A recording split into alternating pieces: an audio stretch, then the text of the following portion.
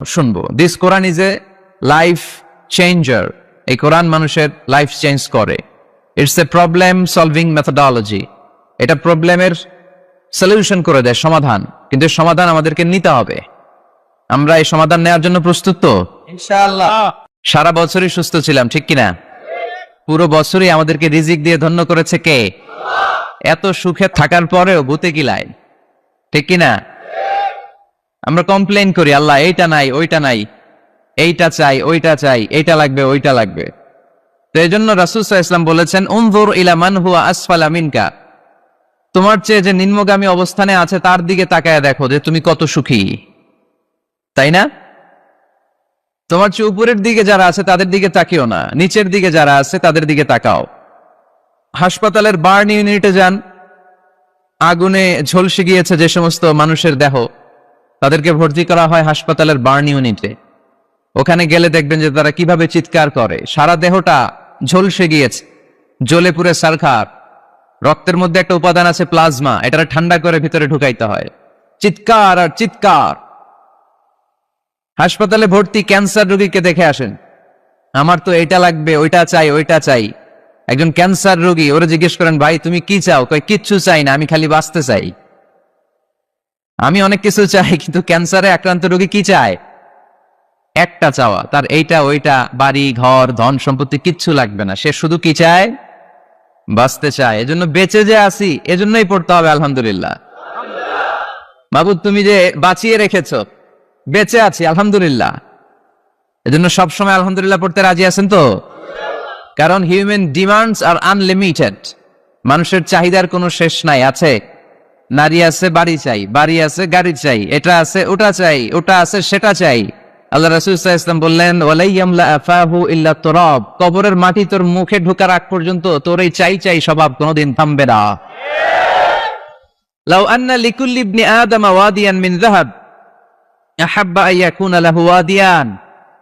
আল্লাহ রাসূল সাল্লাল্লাহু আলাইহি ওয়াসাল্লাম বললেন, বনি আদমের প্রত্যেককে যদি একটা করে জান্নাতের স্বর্ণের পাহাড়ের মালিকও বানিয়ে দেয়া হয়।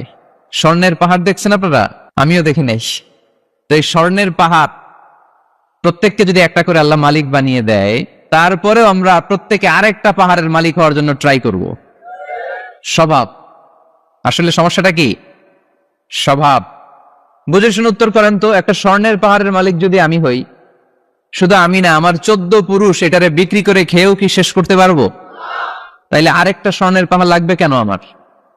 আল্লাহ রাসূল সাল্লাল্লাহু আলাইহি ওয়াসাল্লাম বললেন, একটা স্বর্ণের পাহাড়ের মালিক হলেও আরেকটা স্বর্ণের পাহাড়ের জন্য মানুষ পাগল হয়ে যাবে। ওয়ালাই ইয়ামলা আফাহু ইল্লা তুরাব। কবরের মাটি যেদিন ওর মুখে না ঢুকবে, ওর এই খাই খাই নাই নাই এই স্বভাব তার বন্ধ হবে। আমরা ওই অকৃতজ্ঞশীল বান্দাদের অন্তর্ভুক্ত হতে চাই। আমরা সুখে দুঃখে কি পড়বো? আরো জোরে পড়েন, কি পড়বো? আমরা সব সময় আলহামদুলিল্লাহ পড়বো। আমরা সব সময় আল্লাহ শুকরিয়া করব। শুকরিয়া করলে আল্লাহ নেয়ামত বাড়িয়ে দেয়। লা ইন শাকারতুম লা আযীদান্নাকুম ওয়া লা ইন কাফারতুম ইন্না আযাবী লাশাদীদ। যদি আমার শুকরিয়া করো আমি নেয়ামত বাড়িয়ে দেব, আর না শুকরি করলে আযাব দেব। নাও দ্য ডিসিশন ইজ ইয়ার্স। আমরা আল্লাহর নেয়ামত চাই। এজন্য আমরা কমপ্লেইন করব না যে আল্লাহ এইটা দাও নাই, ওইটা দাও নাই, এইটা পাই নাই, ওইটা পাই নাই, ও তো ভালো আছে, আমি ভালো নাই কেন? ওর চাকরি হয়, আমার হইল না কেন? ও বিসিএস এ টিকে, আমি ফেল মারলাম কেন? ওর ব্যবসায় হিট লালে লাল, আমার খালি লস কেন? কিচ্ছু দিলা না আল্লাহ তুমি আমার। বলবেন এগুলা? সবসময় কি বলবো? আরো জোরে কি বলবো? This is my first and foremost message today for you. আজকের দিনের প্রথম মেসেজ হচ্ছে আমরা সবসময় আলহামদুলিল্লাহ পড়বো। রাজি আছেন? আল্লাহ তুমি কবুল করো। নানা কারণে আমাদের মন খারাপ হয়। আল্লাহ রাসূল সাল্লাল্লাহু আলাইহি ওয়াসাল্লামের মন খারাপ। আমাদের মন খারাপ হলে আমাদের বন্ধুরা আমাদের মন ভালো করে। আল্লাহ রাসূল সাল্লাল্লাহু আলাইহি ওয়াসাল্লামের বন্ধু কে? আল্লাহ রাসূল সাল্লাল্লাহু আলাইহি ওয়াসাল্লামের যখন মন খারাপ হতো, স্বয়ং আল্লাহ তাআলা আল্লাহ রাসূলের মন ভালো করে দিত। সুবহানাল্লাহ। আসতে পড়েন সুবহানাল্লাহ। বললে লাভ আছে না? একবার সুবহানাল্লাহ বললে আকাশের জমিনের মাঝখানের যত গ্যাপ, ফাঁকা জায়গা, এই পুরো ফাঁকা জায়গাটাতে সওয়াব দিয়ে পরিপূর্ণ করে আল্লাহ আপনার আমলনামায় ঢুকিয়ে দেয়। এই যে এখন আওয়াজ করে কয় সুবহানাল্লাহ। সওয়াবের কথা শুনছে? সওয়াব আছে যেখানে আমরা আছি। সূরাতুদ দুহা মোটিভেশনাল সূরা। আল্লাহ রাসূল সাল্লাল্লাহু আলাইহি ওয়াসাল্লামের বড্ড মন খারাপ। রাসূল সাল্লাল্লাহু আলাইহি ওয়াসাল্লামের মন খারাপ আল্লাহ সহ্য হচ্ছে না। তাই রাসূল সাল্লাল্লাহু আলাইহি ওয়াসাল্লামের মন ভালো করে দেওয়ার জন্য আল্লাহ একটা সূরা নাজিল করলেন। সূরাটার নাম সূরাতু আদ-দুহা। এই সূরার কেন্দ্রীয় আলোচ্য বিষয় হচ্ছে মুমিন কখনো হতাশ হয় না, মুমিন কখনো নিরাশ হয় না, মুমিন কখনো হাল ছেড়ে দেয় না। মুমিন সব সময় ভরসা রাখে একজনের উপর, তিনি কে? আল্লাহ। আমরা কখনো হতাশ হই না, ঠিক কিনা? আমরা কখনো নিরাশ হই না, ঠিক কিনা?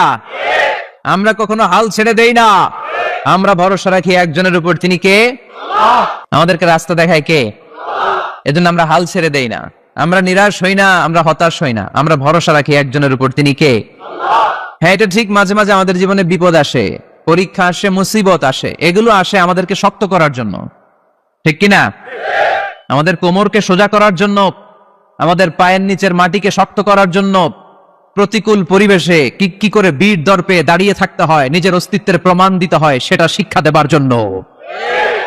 এজন্য মুমিনের হারাবার কিছু নেই। লা তাইয়াসু মির রাউহিল্লাহ, আল্লাহর রহমত থেকে নিরাশ হয় না। ইন্নাহু লা ইয়াইয়াসু মির রাউহিল্লাহি ইল্লাল কওমুল কাফিরুন, কাফের ছাড়া, মুশরিক ছাড়া, নাস্তিক ছাড়া, মুনাফিক ছাড়া কেউ কখনো আল্লাহর রহমত থেকে নিরাশ হয় না। আমরা সবসময় আল্লাহর রহমতের ভিখারি, আমরা সবসময় আল্লাহর রহমতের প্রত্যাশী, আমরা সব পরিস্থিতিতে ভরসা রাখি একজনের উপর, তিনি কে? আল্লাহ। তাহলে এটা হচ্ছে সেন্ট্রাল থিম, যে আমরা হতাশ হব না। Never lose hope, never be frustrated, never be upset. কখনো মন খারাপ করা যাবে না, আমরা আল্লাহর উপর ভরসা রাখি। এটা হচ্ছে কেন্দ্রীয় আলোচ্য বিষয়। এই সূরাটা নাজিলের একটা ব্যাকগ্রাউন্ড আছে। যেহেতু এটা মাক্কি সূরা, আল্লাহ রাসূল সাল্লাল্লাহু আলাইহি ওয়াসাল্লামের কাছে কোরআনের আয়াতগুলো নাজিল হতে শুরু করলো, রাসূল সাল্লাল্লাহু আলাইহি ওয়াসাল্লাম কোরআনের আয়াতগুলো প্রচার করতে শুরু করলো। যাই নাজিল হয় রাসূল সাল্লাল্লাহু আলাইহি ওয়াসাল্লাম কি গোপন করে রাখতেন? বা যা নাজিল হয়েছে তার অর্ধেক শোনাইতেন, বাকিটা শোনাইতেন না? এরকম? ইয়া আইয়ুহার রাসূল বাল্লিগ মা উনজিলা ইলাইক, হে নবী, হে রাসূল, যাই নাজিল হয় আপনি ছড়িয়ে দেন। রাসূল সাল্লাল্লাহু আলাইহি ওয়াসাল্লাম ছড়াইয়া দিতেন। যেটাই নাজিল হয় কাল বিলম্ব না করে বিশ্বনবী এই আয়াতের দাওয়াত দিতে শুরু করতেন। নাজিল হলো ইকরা বিসমি রাব্বিকাল্লাযী খালাক, খালাকাল ইনসানা মিন আলাক, ইকরা ওয়া রাব্বুকাল আকরামুল্লাযী আল্লামা বিল কলম, আল্লামাল ইনসানা মা লাম ইয়ালাম। পড়েন সুবহানাল্লাহ। নাজিল হলো পড়ো তোমার রবের নামে, যিনি শিখিয়েছেন। আমাদেরকে শিখিয়েছে কে? আমাদের সৃষ্টি করেছে কে? Read in the name of your lord who has created, পড়ো তোমার প্রভুর নামে যিনি শিখিয়েছেন। নাজিল হলো 5 আয়াত, আল্লাহ রাসূল সাল্লাল্লাহু আলাইহি ওয়াসাল্লাম পৌঁছে দিলেন। নাজিল হলো ইয়া আইয়ুহাল মুযাম্মিল কুমিল লাইলা ইল্লা কালিলা, বিশ্বনবী পৌঁছে দিলেন। নাজিল হলো ইয়া আইয়ুহাল মুদ্দাসসির কুম ফাআনজির, পৌঁছে দিলেন। যাই আসে পৌঁছে দিতেন, যাই আসে পৌঁছে দিতেন। কিন্তু হঠাৎ করে ওহী আসার ধারাবাহিকতা হুট করে বন্ধ হয়ে গেল, ওহী আর আসে না। ফলে রাসূল সাল্লাল্লাহু আলাইহি ওয়াসাল্লাম নতুন কোন কোরআনের আয়াত মক্কাবাসীদেরকে শোনাতে পারে? মক্কাবাসীরাও এসে রাসূল সাল্লাল্লাহু আলাইহি ওয়াসাল্লামকে খোঁচায়, বলে কি মুহাম্মদ, কিছু বলো না, যে নতুন কিছু শোনাও না, যে এতদিন তো অনেক পটপট করছো, অনেক কথা শুনেছো, কই তোমার সেই কথা? রাসূল সাল্লাল্লাহু আলাইহি ওয়াসাল্লাম বলতে পারেন না। কেমনে বলবে? উনি কি মন গড়া কিছু বলে? ওমা ইয়ানতিকু আনিল হাওয়া ইন হুয়া ইল্লা ওয়াহয়ুই ইউহা, মন গড়া তিনি কিছু বলেন না, মন মস্তিষ্ক প্রসূত কোনো কথা তিনি জাতির কাছে পেশ করেন না। তিনি তাই বলেন যা তাকে নির্দেশ দেয়া হয়, আর নির্দেশটা দেয় কে? সবাই বলতে লাগলো মুহাম্মদ তোমার নতুন কথাবার্তা কই? রাসূল সাল্লাল্লাহু আলাইহি ওয়াসাল্লাম চুপচাপ, কিপ সাইলেন্ট। কাফিররা বলতে শুরু করলো ইন্না মুহাম্মাদান ক্বালাহু রাব্বুহু, মুহাম্মাদের রব মুহাম্মদ রে ভুলে গিয়েছে, মুহাম্মাদের রব মুহাম্মদ রে বর্জন করেছে। তাই তো নতুন কিছু আসে না। মুহাম্মদ তোমার দিন শেষ, তোমার কাছে আর আসবে না ওহী। রাসূল সাল্লাল্লাহু আলাইহি ওয়াসাল্লাম খুব টেনশন শুরু করে দিলেন। আবু লাহাবের স্ত্রী উম্মে জামিল বলতে শুরু করলো ইন্না শাইতানাকা কাদ তারাকাক, হে মুহাম্মদ তোমার শয়তান তোমারে তরক করছে। নাউজুবিল্লাহ পড়েন। শয়তান দ্বারা উম্মে জামিল সাইয়েদনা জিবরাইল আলাইহিস সালামকে বুঝিয়েছেন। তিনি বুঝিয়েছেন যে মুহাম্মদ, জিবরাইল তোমার কাছে আসে না, শেষ, তোমার দিন শেষ, তোমার খেলা শেষ, আর আসবে না। রাসূল সাল্লাল্লাহু আলাইহি ওয়াসাল্লাম নিজেও ভয় পেয়ে গেলেন। ঘটনা কি? আমার কোনো ভুল হচ্ছে না তো? আমি কোনো অন্যায় করে ফেললাম না তো? আল্লাহ আমার উপর নাখোশ হলেন না তো? আমরাও মাঝে মাঝে এরকম ফ্রাস্ট্রেশনে ভুগি না? কিরে, আল্লাহ বোধহয় আমারে পছন্দ করে না, এত দোয়া করি আল্লাহ মনে হয় আমার দোয়া কবুল করে না, আল্লাহ মনে হয় আমারে চায় না, আল্লাহ মনে হয় আমারে ভালোবাসে না। তা না হলে আমার দোয়া কবুল হয় না কেন, আমি এত দুঃখী কেন? রাসূল সাল্লাল্লাহু আলাইহি ওয়াসাল্লাম ঠিক একই টেনশনে পড়লেন, ঠিক একই ডিলেমায় পড়লেন, ঠিক একই পেরেশানিতে ভুগলেন। কিরে, ওহী নাজিল হয় না কেন? আমাকে নিয়ে কাফির মুশরিকরা বেদীনরা ঠাট্টা বিদ্রুপ করে, উপহাস করে, কিন্তু আল্লাহ তাআলা কোনো ওহী নাজিল করে না। ঘটনা কি? আমার ভুল হলো না তো? আল্লাহ আমার উপর নাখোশ হলেন না তো? টেনশন। রাসূল সাল্লাল্লাহু আলাইহি ওয়াসাল্লাম টেনশনে ভুগছেন। ইন দ্য মিন টাইম আল্লাহ রাসূল সাল্লাল্লাহু আলাইহি ওয়াসাল্লামের টেনশন দূর করে দিয়ে আল্লাহ রাসূল সাল্লাল্লাহু আলাইহি ওয়াসাল্লামের মন ভালো করে দেওয়ার জন্য এই সূরা দোহা নাজিল করলেন কে? আল্লাহ রাসূল যখন টেনশনে হাবুডুবু খাচ্ছেন, তখনই আল্লাহ নাজিল করলেন ওয়াদ-দুহা ওয়াল-লাইলি ইযা সাজা মা ওয়াদ্দা'আকা রাব্বুকা ওয়া মা ক্বালা ওয়ালাল আখিরাতু খায়রুল লাকা মিনাল উলা ওয়ালাসাউফা ইউ'তিকা রাব্বুকা ফাতারদা। সুবহানাল্লাহ পড়েন। আল্লাহ নাজিল করলেন ওয়াদ-দুহা ওয়াল-লাইলি ইযা সাজা। দুহা মানে আলো। দুহা মানে কি? সকালের আলো, প্রভাতের সূর্য কিরণ। আলো মানে আশার আলো, সম্ভাবনার আলো। আলো বললেই মনের মধ্যে একটা সাহস জাগে না? আর অন্ধকার বললেই ভয় লাগে না? আমাদের ছোট বাচ্চারা বাসার ভিতরে অন্ধকার হইলে ভয় পায় না? তার মানে অন্ধকার হচ্ছে ভয়ের প্রতীক, আর আলো হচ্ছে আশার প্রতীক। সুবহানাল্লাহ পড়েন। রাসূল সাল্লাল্লাহু আলাইহি ওয়াসাল্লামকে সান্ত্বনা দেওয়ার জন্য আল্লাহ দুইটা শপথ করলেন। চিল্লায় বলতে হবে কয়টা? এক হচ্ছে আলোর শপথ, আরেক হচ্ছে অন্ধকারের শপথ। এক হচ্ছে, আরেক হচ্ছে ওয়াদ-দুহা, দোহার শপথ, প্রভাতের সূর্য কিরণের শপথ। ওয়াল-লাইলি ইযা সাজা, নিঝুম নিস্তব্ধ রাতের শপথ। আল্লাহ তাআলা আলো আর অন্ধকারের শপথ দিয়ে মূলত ওহী আশা আর না আশাকে বুঝিয়েছেন। সুবহানাল্লাহ পড়েন। আলোকে আল্লাহ তাআলা ওহীর উপস্থিতির সাথে তুলনা করেছেন, অন্ধকারকে রাব্বুল আলামিন এই সূরার মধ্যে ওহীর অনুপস্থিতিকে বুঝিয়েছেন। আল্লাহ বুঝাতে চাইলেন, নবী আমি আপনারে ভুলি নাই। কেমন করে আমি আপনারে ভুলি? আপনি আমার হাবিব, ঠিক কি না? আপনি আমার খলিল না, আপনি আমার হাবিব। খলিল মানেও বন্ধু, হাবিব মানেও বন্ধু। ইব্রাহিম আলাইহিস সালাম ছিলেন খলিল, আর আল্লাহ রাসূল ছিলেন হাবিব। খলিল ও বন্ধু, হাবিব ও বন্ধু, কিন্তু খলিল মানে এমন বন্ধু যেই বন্ধু আল্লাহরে খুশি করার জন্য কাজ করে, আর হাবিব মানে এমন বন্ধু যেই বন্ধুরে খুশি রাখার জন্য আল্লাহ নিজেই কাজ করে। কি কাজ করলেন হাবিবরে খুশি রাখার জন্য? আজকে সব আমরা শুনবো। আল্লাহ বললেন ওয়াদ-দুহা ওয়াল-লাইলি ইযা সাজা, আলোর শপথ, অন্ধকারের শপথ। দোহা মানে আলো, প্রভাতের আলো। আলো দিয়ে আল্লাহ বুঝাইলেন এটা হচ্ছে ওহী। আর ওয়াল-লাইলি ইযা সাজা, রাতের শপথ দিয়ে বুঝালেন এটা ওহীর অনুপস্থিতি। আল্লাহ বুঝাতে চাইলেন, নবী ওহী আসা না আসা দুইটাই আপনার জন্য দরকার। আমি আপনারে ভুলি নাই, আমি আপনারে বর্জন করি নাই, অসম্ভব। আমি আপনার উপর গোসা হই নাই, রাগ হই নাই। আমি ইচ্ছা করেই আপনার একটু বিশ্রামের সুযোগ দেওয়ার জন্য ইচ্ছা করে ওহী পাঠানো বন্ধ রেখেছি, কারণ ওহী রিসিভ করা সাধারণ কোনো বিষয় না। আল্লাহ বলেন ইন্না সানুলকি আলাইকা কওলান সাকিলা। ও নবী, এটা একটা ভারী বাণী, এটা শক্তিশালী বাণী, এটা একটা পাওয়ারফুল মেসেজ। এটা যেন তেন কোনো বাণী নয়। কোরআনের বাণীটা কার? সবসময় যদি নবী আমি ওহী পাঠাই, আপনার কষ্ট হয়ে যাবে। আমরা সপ্তাহে সরকারি চাকরি যারা করেন 7 দিনে কাজ করেন কয়দিন? হ্যাঁ, 5 দিন। ছুটি কয়দিন? তো পুরা সপ্তাহ 7 দিনে যদি কাজ থাকতো করতে পারতেন? কথা বলেন। আবার 7 দিনে যদি ছুটি থাকতো, ভাল লাগতো? আল্লাহ বুঝাতে চাইলেন, নবী লাগাতার যদি ওহী নাজিল করি, এটা রিসিভ করা, এই দাওয়াতটা যথাযোগ্য মর্যাদায় পৌঁছে দেয়া, এটা আপনার জন্য কষ্ট হয়ে যাবে। কারণ ওহী এটা সাধারণ কোনো বাণী নয়। এই বাণীটা কার?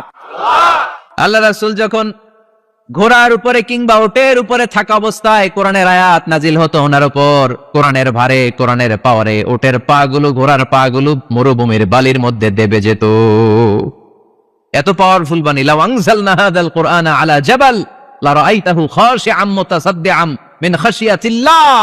হে নবী, কোরআনকে আপনার কাছে না পাঠিয়ে পাহাড়ে নাজিল করলে, মাউন্ট এভারেস্টে নাজিল করলে, তুর পাহাড়ে নাজিল করলে, আল্পস পর্বতমালায় নাজিল করলে, আলাস্কা মাউন্টেন রেঞ্জ এটার উপর নাজিল করলে, এই ময়মনসিংহের গারো পাহাড়ের উপর নাজিল করলে, মুহূর্তে এই পাহাড়গুলো ভেঙে চুড়ে চুরমার হয়ে খান খান হয়ে যেত। তার মানে এই বাণীটা কি হালকা না শক্ত? ওটের উপর থাকা অবস্থায় যখন কোরআন নাজিল হতো, ওটের পা দেবে যেত। ঘোড়ার উপর থাকা অবস্থায় কোরআন নাজিল হলে ঘোড়া বসে যেত।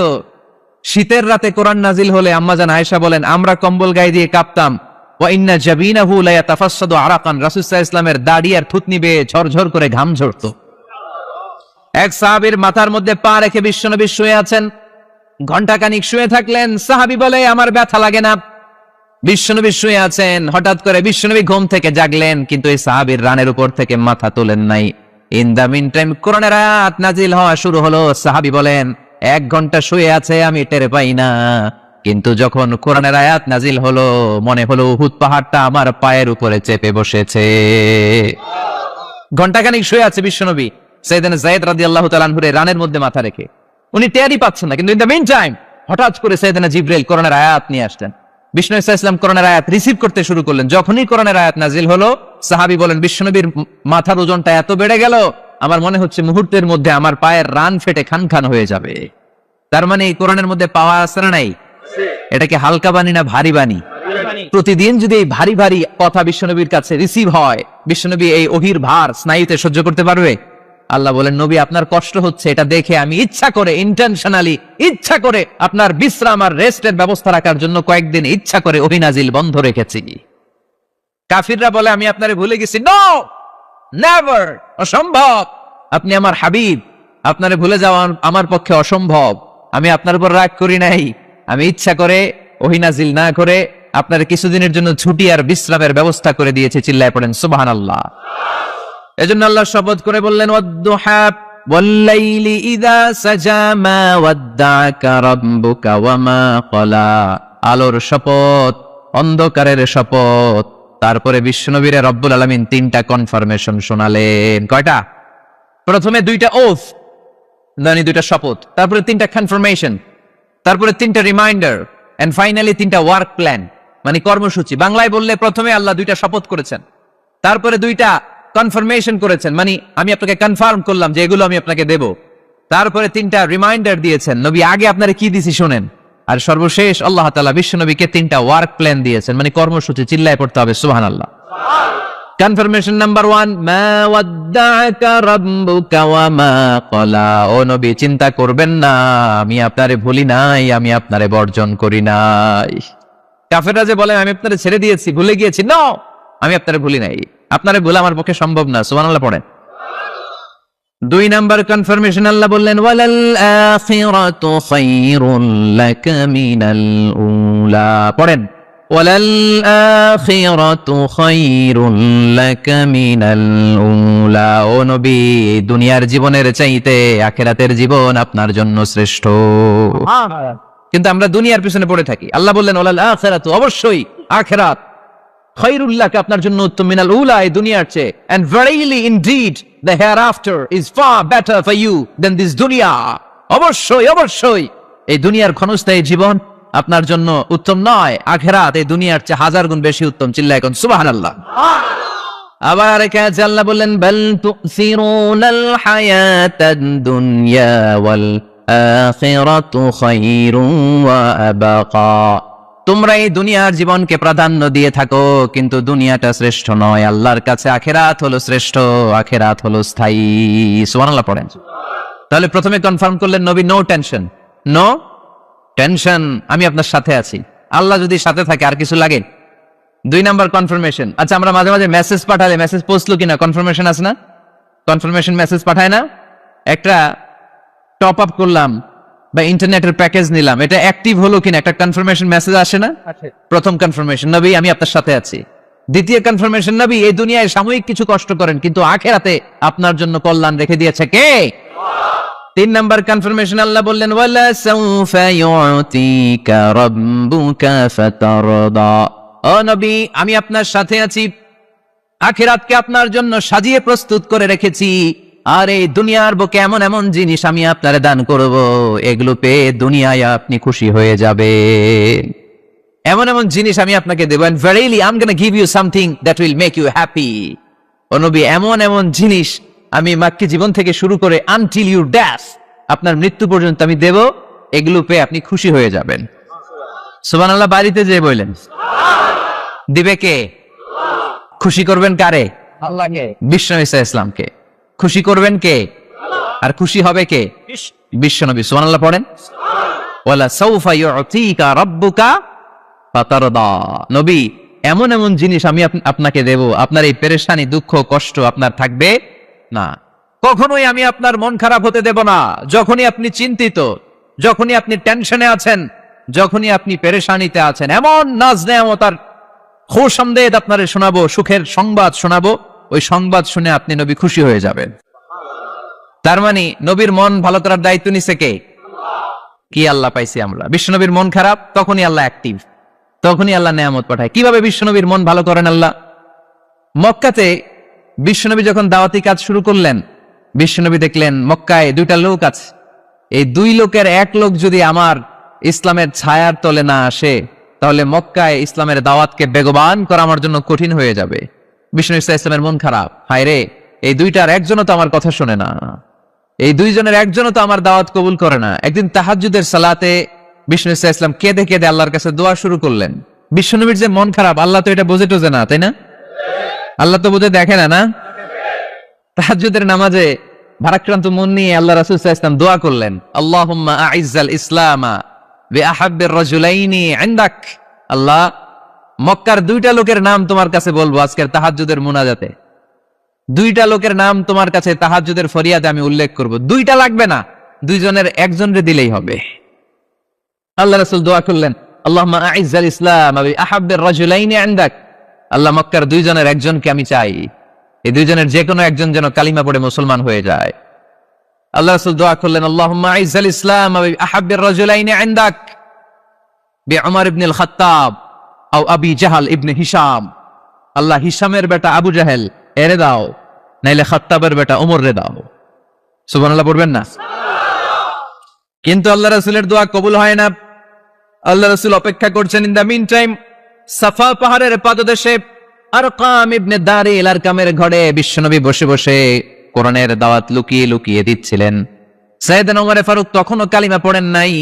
তিনি বিশাল একটা নাঙ্গা তলোয়ার নিয়ে বিশ্বনবীকে আক্রমণ করার জন্য যখন দারুল আরকামের ঘরের দিকে ছুটে আসছেন, সাহাবারা বলতে শুরু করলো, নবী, আপনি ওই দরজা দিয়ে তাড়াতাড়ি মুহূর্তেই পালিয়ে যান। ওমরে ফারুক তলোয়ার নিয়ে আপনার সামনে চলে এলে রক্ষা নাই। আল্লাহ রাসূল বললেন, তোমরা সরব, দরজাটা খুলে দাও, ওমরকে আমার সামনে তাড়াতাড়ি চলে আসতে দাও। আমার মনে হচ্ছে ওই যে তাহাজ্জুদের জায়নামাজে বসে চোখের পানি ছেড়ে আল্লাহর কাছে যে ওই দিন রাতে দোয়া করেছি, আজকে আমার দোয়াটা কবুল হতে চলেছে। আমার তো মনে হচ্ছে আমার দোয়াটা কবুল হতে চলেছে, সরে যাও। হামজা ইবনে আব্দুল মুত্তালিব চাচারে সরাই দিলেন। সাইয়েদনা ওমর ফারুক তলোয়ার নিয়ে এসে বিশ্বনবীর নূরানী চেহারার দিকে তাকিয়ে মুহূর্তেই কুপকাত হয়ে গেলেন। তলোয়ারটা বিশ্বনবীর সামনে রেখে দিয়ে বললেন, আশহাদু আল্লা ইলাহা ইল্লাল্লাহ ওয়া আশহাদু আন্না মুহাম্মাদান আবদুহু ওয়া রাসূলুহু। আমি সাক্ষ্য দিলাম আল্লাহ ছাড়া কোনো ইলাহ নাই, আপনি মুহাম্মদ আল্লাহর রাসূল। বিশ্বনবীর মন খুশি হয়ে গেল। ওয়ালা সাউফা ইউতিকা রাব্বুকা ফাতারদা। নবী হে, অচিরে এমন এমন জিনিস আমি আপনারে দেব, আপনি পাবেন আর খুশি হবেন, পাবেন আর খুশি হবেন। আপনার মন খারাপ, আমি আল্লাহ নিজ দায়িত্বে মন ভালো করে দেব। পড়েন সুবহানাল্লাহ।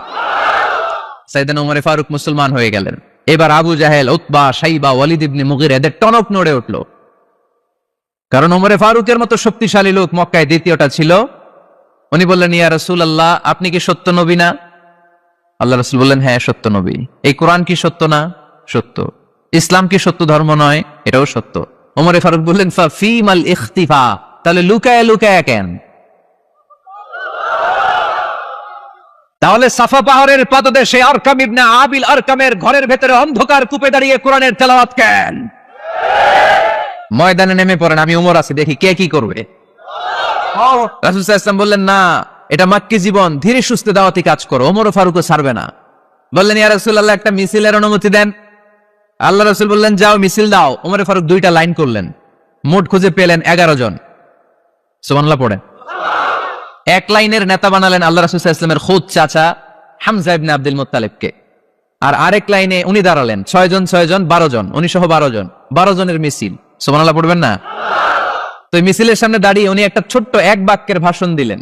উনি বললেন, মান আরাদা আন তাসকুলা উম্মু ইয়াতামা ওয়ালাদু তারমিলা যাওজাতুহু ফালিয়াসুদ্দানি। এই মক্কার নেতা খেতারা, কে আছো? কে চাও মায়ের বুককে খালি করতে? কে চাও সন্তানগুলোর ইয়াতিম বানাতে?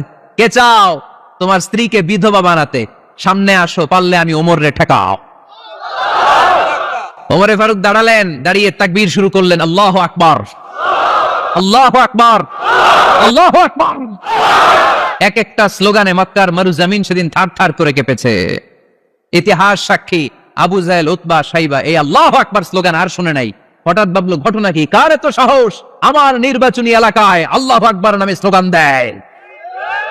নেমে আসলো, ঘর থেকে বাইরে আইসা দেখে মিছিলের সামনে কে, ওমর রে দেখা দিছে এক দৌড়।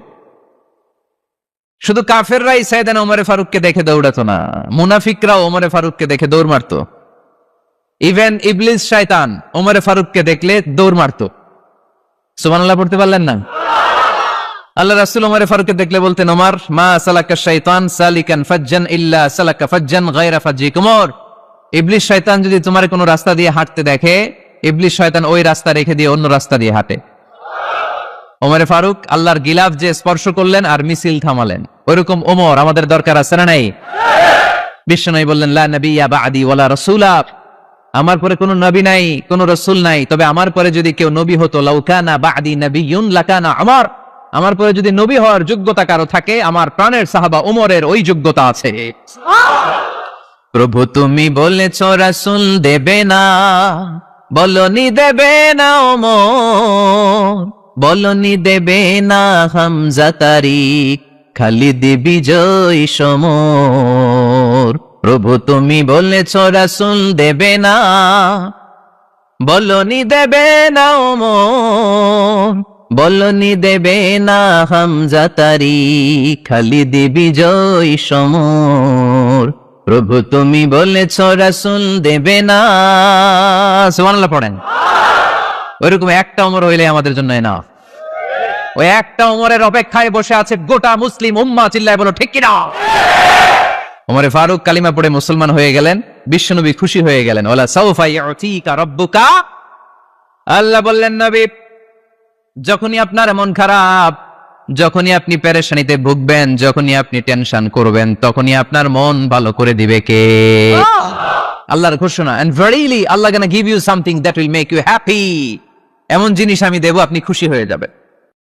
আল্লাহ রাসূল সাল্লাল্লাহু আলাইহি ওয়াসাল্লাম দাওয়াত দিতে দিতে তায়েফ চলে গেলেন। তায়েফ নাম শুনেছেন? মক্কা থেকে 80 মাইল দূরে। আমি গিয়েছি কয়েকবার। ঠান্ডা এলাকা, 6000 ফিট উঁচু, মেঘ নেমে আসে।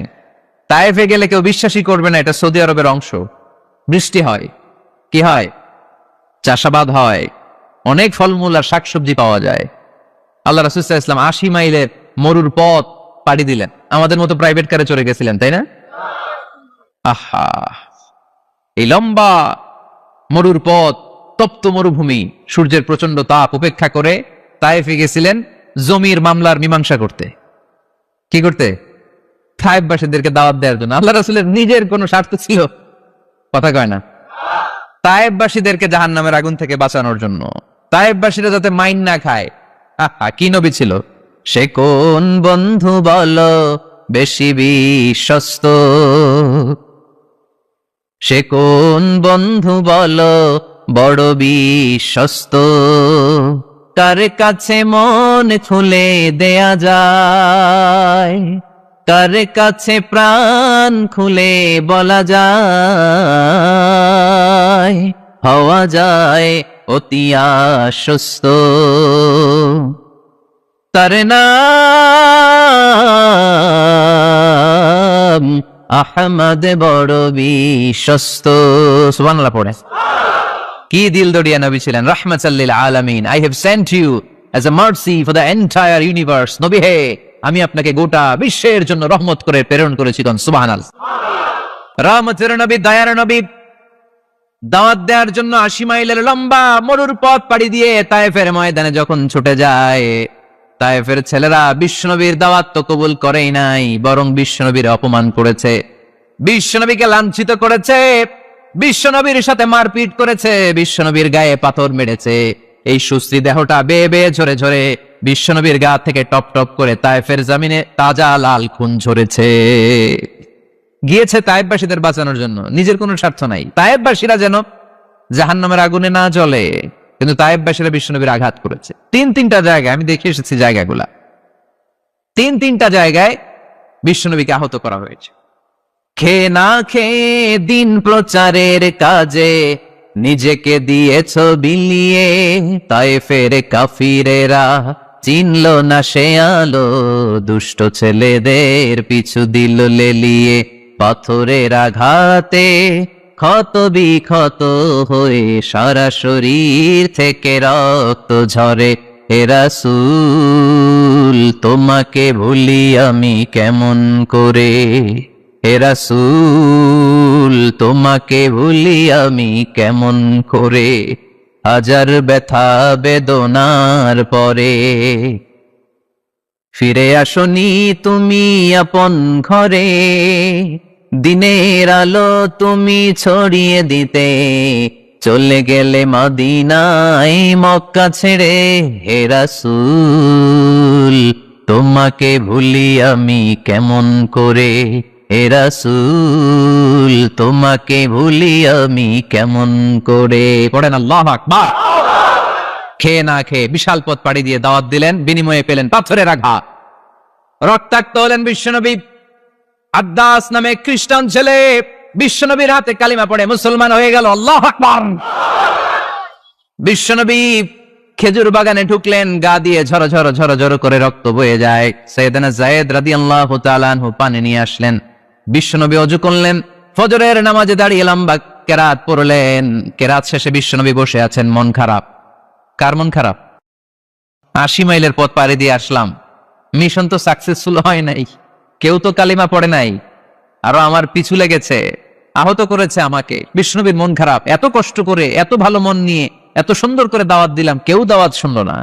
বিশ্বনবীর মন খারাপ, আর এই দৃশ্য আরশের উপর থেকে দেখে কে? আল্লাহ বললেন, নবী আপনার মন খারাপ, আপনার যখনই মন খারাপ তখনই আমার সাহায্য আছে না নাই? ওয়ালা সাউফা ইউতিকা রাব্বুকা ফাতারদা।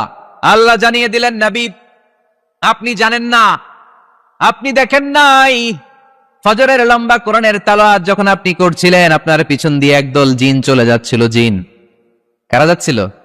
এই জিন জাতি বিশ্বনবীর তেলাওয়াত শুনে থমকে দাঁড়িয়েছে। কিরে, এত সুন্দর বাক্য তো জীবনে শুনি নাই, এত সুন্দর কথামালা, শব্দের ব্যঞ্জন, ভাষার মাধুর্য, অলংকার কখনো তো শুনি নাই। এটা তো কোনো মানুষের বানানো কথা হতে পারে না, এটা মন্ত্র হতে পারে না, এটা কবিতা হতে পারে না, এটা নিশ্চয় আল্লাহর বাণী।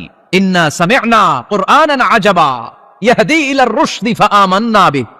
নিশ্চয় আমরা আজীব কোরআন শুনেছি, শুধু শুনেই ক্ষান্ত থাকবো না, যেই কোরআন শুনেছি ওই কোরআনের উপর বিশ্বাস এনে আমরা জিনেরা মুসলমান হয়ে গেলাম।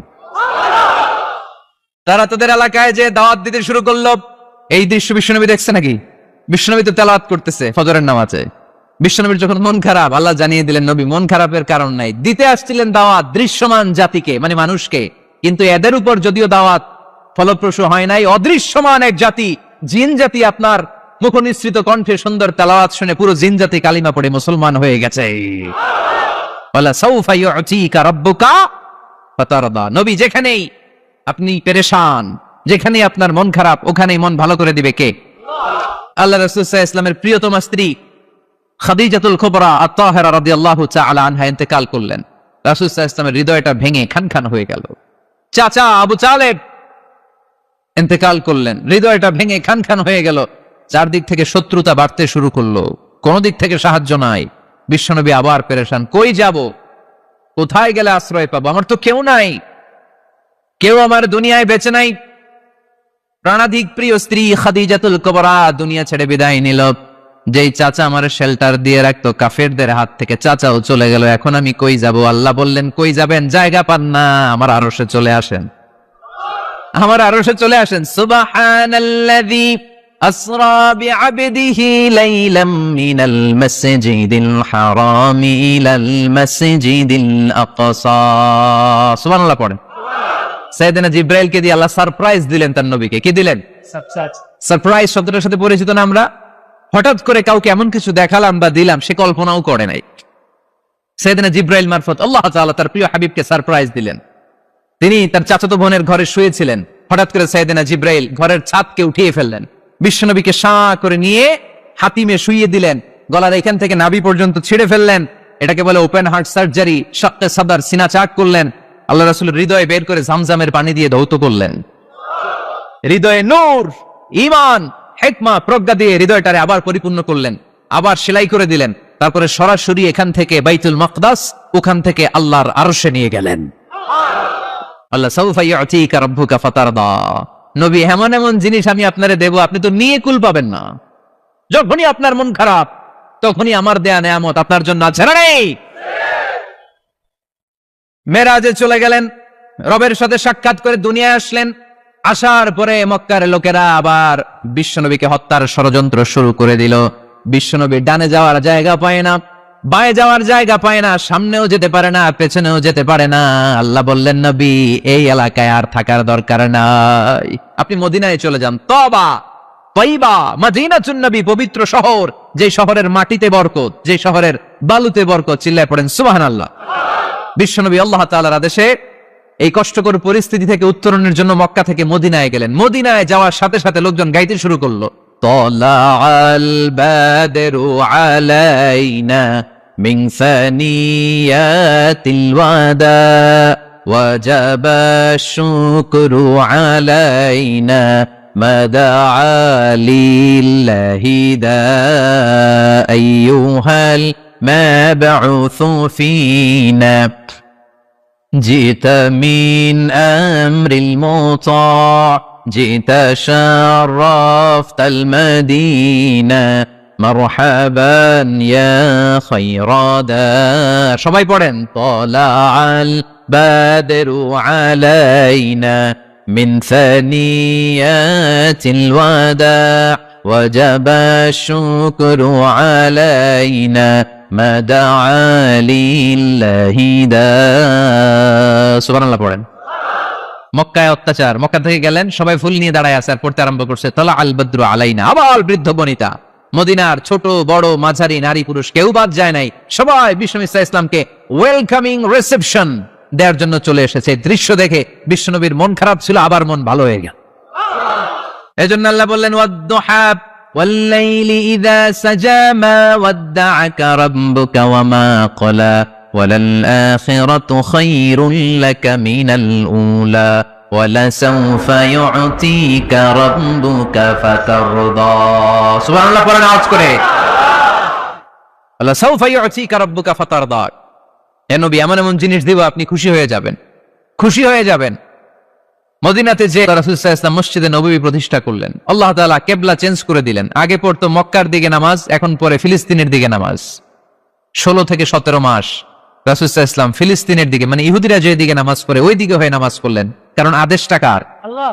জোরে বলেন সবাই, আদেশটা কার? আল্লাহ। কিন্তু নবীর মন মানে না। নবীর মনে বড্ড আশা, আমার জন্মস্থান, আমার প্রিয় শহর মক্কার কাবা ঘরের দিকে যদি আমি সেজদা দিতে পারতাম আমার বড্ড ভালো লাগতো।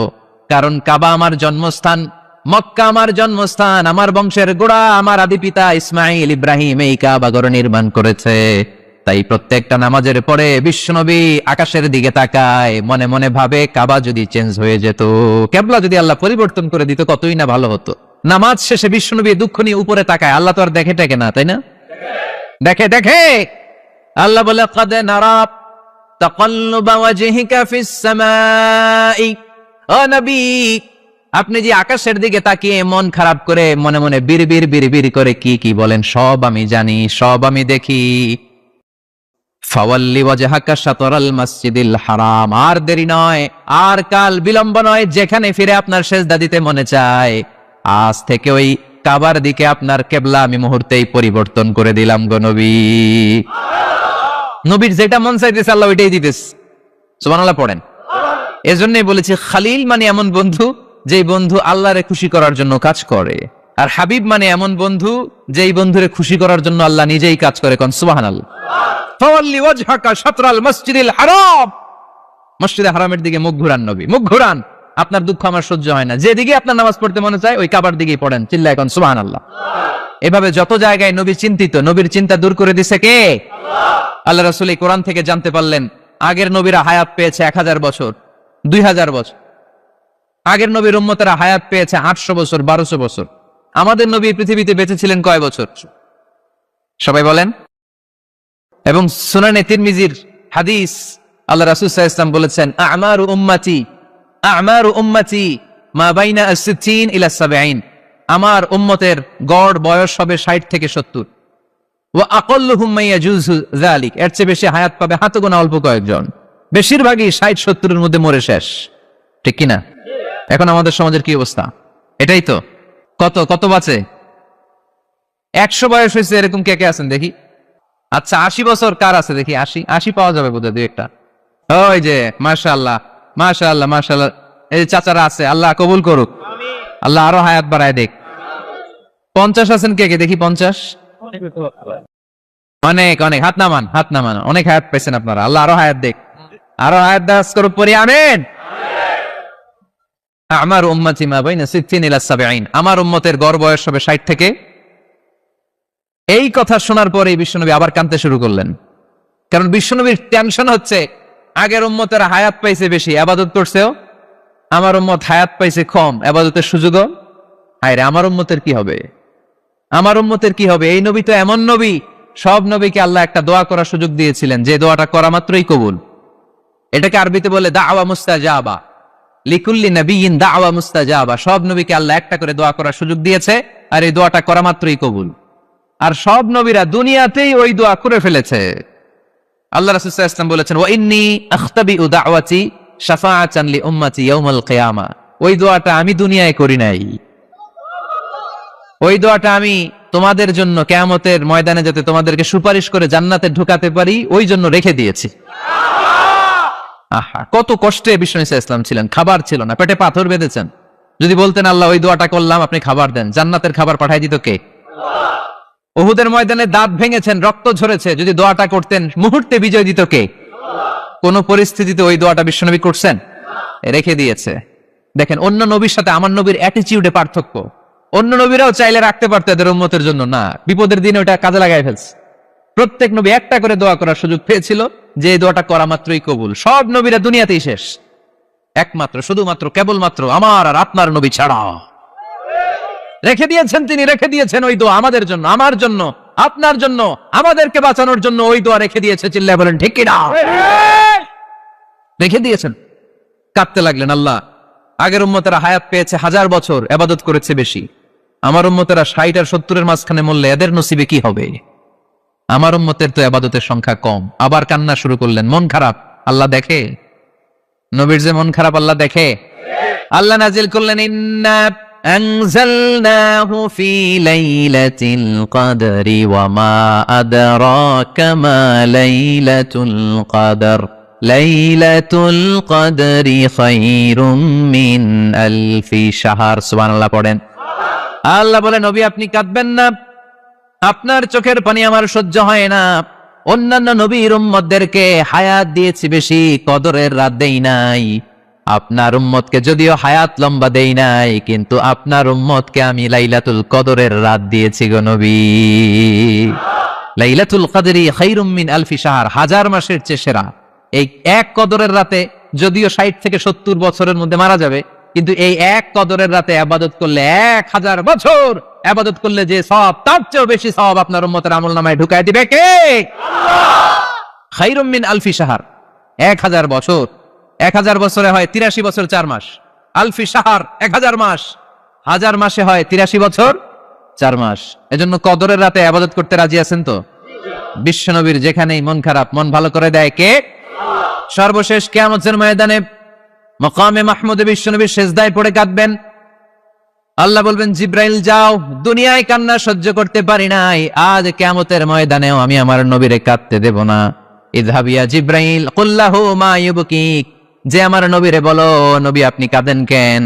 সাইয়েদনা জিব্রাইল যে বললেন, নবী আল্লাহ জিজ্ঞেস করেছেন আপনার কান্নার কারণ কি। বিশ্বনবী তখনও সিজদা থেকে মাথা তোলেন না, সিজদায় পড়ে উত্তর দেয়, উম্মতি উম্মতি উম্মতি উম্মতি রব্বি হাবলি উম্মতি। আল্লাহ আমার গুনাহগার উম্মতের কি হবে? আল্লাহ আমার উম্মতের কি হবে? আল্লাহ আমার উম্মতের কি হবে? আল্লাহ বললেন, জিব্রাইল তাড়াতাড়ি যাও, আমার নবীর কান্না আমার সহ্য হয় না, আমার নবীর কানে কানে যে বলো, ইন্না সানুরদিকা ফি উম্মতিক, দুনিয়াতে যেমনি আপনি পেরেশান অবস্থায়, মন খারাপ অবস্থায় আমি আপনার মন ভালো করে দিয়েছি, আজকে আপনার উম্মতের ব্যাপারেও এমন একটা ঘোষণা আসবে, ওই ঘোষণা পেয়ে আপনি আজও খুশি হয়ে যাবেন গো নবী, আজও খুশি হয়ে যাবেন। এরফা রাসাক, নবী আপনি মাথা তোলেন, মাথা তোলেন। আর সেজদায় পড়ে থাকবেন না, এর ফারাসাক, মাথা তুলেন। সাল তুতা, কি চাইবেন চান দিয়ে দেব। ওয়াশফা তুশাফা, যার জন্য রেকমেন্ডেশন করবেন, যার জন্য সিগনেচার করে দিবেন, যার জন্য সুপারিশ করে দিবেন, তার সুপারিশই কবুল করে নেব। চিল্লায় এখন সুবহানাল্লাহ। এরপর বিশ্বনবী সুপারিশ করতে শুরু করবেন আর আমাদেরকে জান্নাতে ঢোকাতে শুরু করবেন। তারপরেও নবী ক্ষান্ত হবেন না।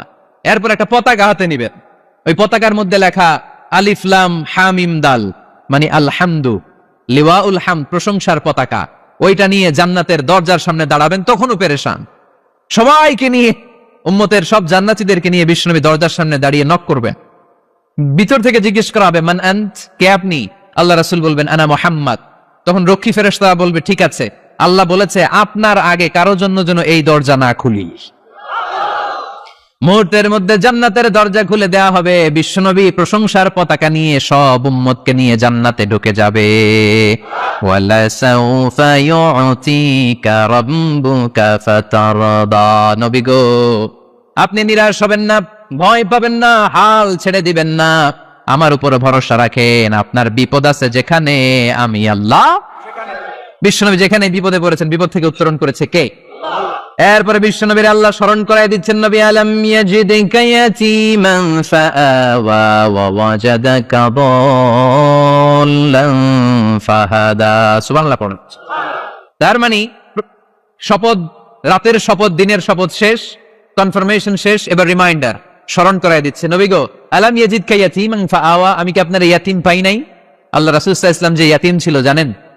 দুনিয়ায় আসার আগেই বাবা হারিয়েছেন। 6 বছর বয়সে মা হারিয়েছেন। মা ইন্তেকালের পরে দাদা আব্দুল মুত্তালিবের কাছে মানুষ হয়েছেন, মাত্র 2 বছর। আল্লাহ রাসূলের বয়স যখন 8, দাদাকেও হারিয়েছেন।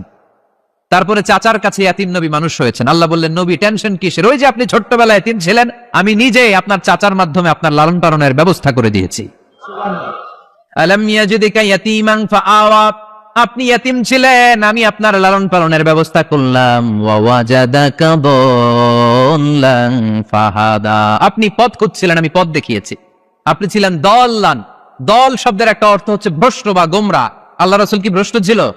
গোমরা ছিল না। আল্লাহ রাসূল ভ্রষ্ট ছিলেন না, গোমরা ছিলেন না। যদিও অফিসিয়ালি তিনি 40 বছর বয়সে নবী হয়েছেন, কিন্তু ওনার 40 বছরের আগের জীবনেও আমাদের জন্য অনুকরণীয়, অনুপম আদর্শ। চিল্লায় বলেন ঠিক কি না? এখানে দলের অর্থ হচ্ছে, নবী, you are searching the right way, then I guided you to the right way. You are searching the truth, আপনি সত্য পথ খুঁজছিলেন, খুঁজে পাচ্ছেন না, কোনটায় কোনটায়। আপনি পথ হারা পথিকের মতো খুঁজছিলেন। অনেক সময় হয় না, কিরে টাঙ্গাইল যাব, রাস্তা কি এইটা না ওইটা? মাঝে মাঝে আমরা দোদুল্যমান থাকি, আছে না নাই? আল্লাহ বলেন, নবী আপনি সত্য খুঁজছিলেন, সত্য কি এদিকে না ওদিকে? আমি বললাম, নবী ওই দিকে নয়, আপনি এই দিকে যান। এভাবে আমি আপনার পথ দেখিয়েছি। চিল্লায় এখন সুবহানাল্লাহ। আমরা যখন পথ ভুলে যাই, পথ দেখায় কে? জোরে বলতে হবে কে?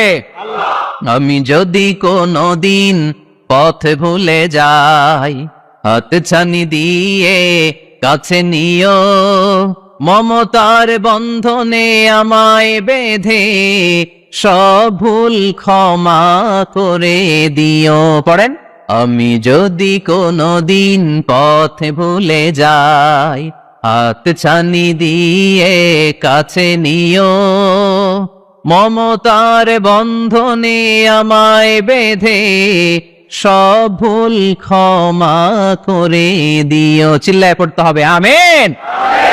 এটা কিন্তু একটা দোয়া।